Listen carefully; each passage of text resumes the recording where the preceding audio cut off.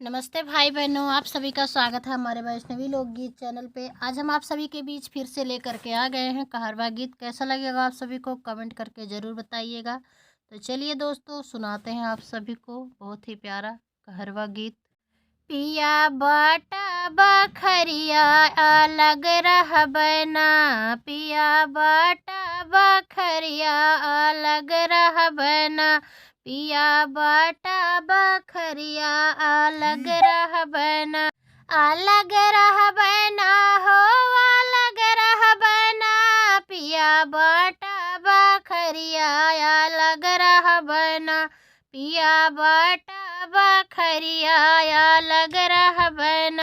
हमरे ससुर जी का 3 महलिया, हमरे ससुर जी का 3 महलिया, 3 महलिया हो 3 महलिया, जौन में लागे खिड़किया उहले बना, जौन में लागे खिड़किया उहले बना, पिया बाटा बखरिया अलग रह बना, पिया बाटा बखरिया अलग रह बना, पिया बाटा बखरिया अलग रह बना।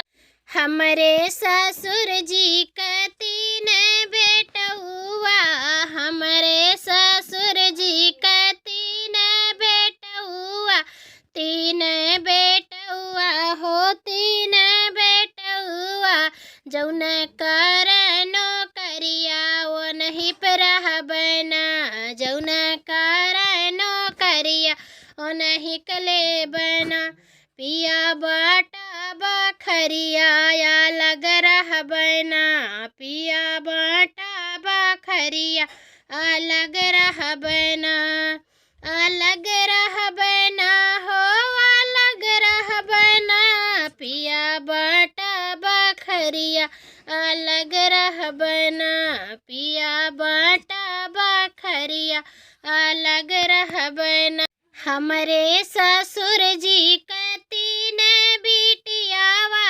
हमरे ससुर जी का 3 बिटियावा, 3 बिटियावा हो 3 बिटियावा, जौन के भैला बियाहवा उहले बना, जौन के भैला बियाहवा उहले बना, पिया बाटा बखरिया अलग रह बना, पिया बाटा बखरिया अलग रह बना, पिया बाटा बखरिया अलग रह बना, अलग रह बना हो, अलग रह बना, पिया बाटा बखरिया अलग रह बना, पिया बाटा बखरिया अलग रह बना।